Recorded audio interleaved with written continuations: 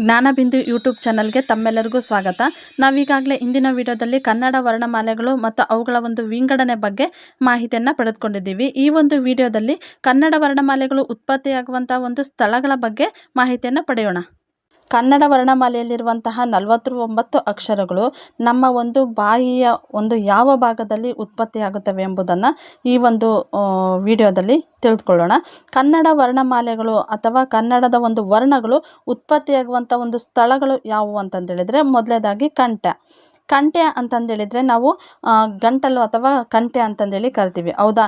ಆ ವರ್ಣಗಳು ಯಾವುವು ಅಂತಂದೇಳಿದರೆ ಹ, ಹ, ಕ, ಘ, ಘ, ಘ, ನ್ಯ. ಇನ್ನು ತಾಲವ್ಯ ಅಂತಂದೇಳಿದರೆ ನಾಲಿಗೆಯ ಮಧ್ಯಭಾಗದಲ್ಲಿ ಉತ್ಪತ್ತಿಯಾಗುವಂಥ ಒಂದು ಅಕ್ಷರಗಳನ್ನು ನಾವು ತಾಲವ್ಯಾಕ್ಷರಗಳು ಅಂತಂದೇಳಿ ಕರಿತೀವಿ. ಉದಾಹರಣೆಗೆ ಹಿ, ಹಿ, ಚ, ಛ, ಜ, ಝ, ನ್ಯ, ಹ, ಯ, ಶ, ವ. ಓಕೆ. ಇನ್ನು ಮೂರ್ಧನ್ಯಾಕ್ಷರಗಳು. ಮೂರ್ಧನ್ಯ ಅಂದರೆ ನಾಲಿಗೆಯು ಬಿಲ್ಲಿನಂತೆ ಬಾಗಿ ಉಚ್ಚರಿಸುವಂಥ ಅಕ್ಷರಗಳನ್ನು ನಾವು ಮೂರ್ಧನ್ಯಾಕ್ಷರಗಳು ಅಂತಂದೇಳಿ ಕರಿತೀವಿ. ಯಾವುವು ಅಂದರೆ ರು, ರು, ಠ, ಠ, ಢ, ಢ, ಣ, ರ, ಶ, ಳ.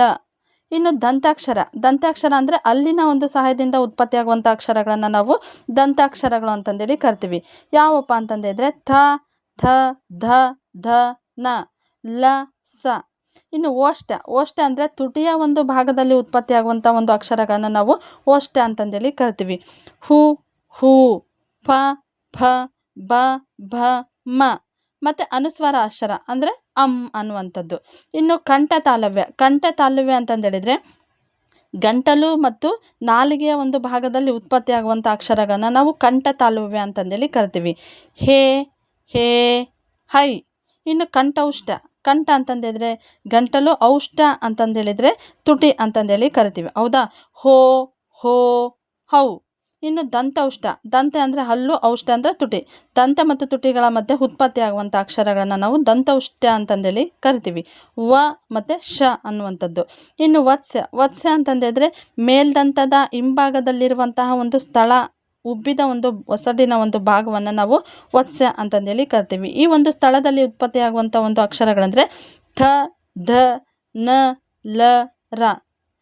ಓಕೆ ಫ್ರೆಂಡ್ಸ್, ಈ ಒಂದು ವಿಡಿಯೋ ನಿಮ್ಗೆ ಇಷ್ಟ ಆದರೆ ಈ ಒಂದು ವಿಡಿಯೋವನ್ನು ಶೇರ್ ಮಾಡಿ ಮತ್ತು ಲೈಕ್ ಮಾಡಿ. ಈ ಕನ್ನಡ ವರ್ಣಮಾಲೆಗಳು ಉತ್ಪತ್ತಿಯಾಗುವಂಥ ಒಂದು ಸ್ಥಳಗಳ ಬಗ್ಗೆ ಹಲವಾರು ರೀತಿಯಾದಂಥ ಒಂದು ಪರೀಕ್ಷೆಗಳಲ್ಲಿ ಅನೇಕ ರೀತಿಯಾದಂಥ ಪ್ರಶ್ನೆಗಳನ್ನು ಕೇಳಿದ್ದಾರೆ. ನಾವು ವರ್ಣಮಾಲೆಗೆ ಎಷ್ಟು ಪ್ರಾಮುಖ್ಯತೆಯನ್ನು ಕೊಡ್ತೀವಿ, ಆ ಒಂದು ಉತ್ಪತ್ತಿಯಾಗುವಂಥ ಸ್ಥಳಗಳ ಬಗ್ಗೆ ಕೂಡ ಮಾಹಿತಿಯನ್ನು ತಿಳ್ಕೊಂಡಿರಬೇಕು. ಈ ಒಂದು ವಿಷಯಕ್ಕೆ ಸಂಬಂಧಪಟ್ಟಂತೆ ಹಲವಾರು ರೀತಿಯಾದಂಥ ಪರೀಕ್ಷೆಗಳಲ್ಲಿ ಪ್ರಶ್ನೆಗಳು ಬರುತ್ತವೆ. ಈ ಒಂದು ವಿಡಿಯೋ ನಿಮಗೆ ಇಷ್ಟ ಆದರೆ ಈ ಒಂದು ಚಾನಲನ್ನು ಸಬ್ಸ್ಕ್ರೈಬ್ ಮಾಡಿ, ಈ ಒಂದು ವಿಡಿಯೋವನ್ನು ಶೇರ್ ಮಾಡಿ ಮತ್ತು ಲೈಕ್ ಮಾಡಿ. Thank you.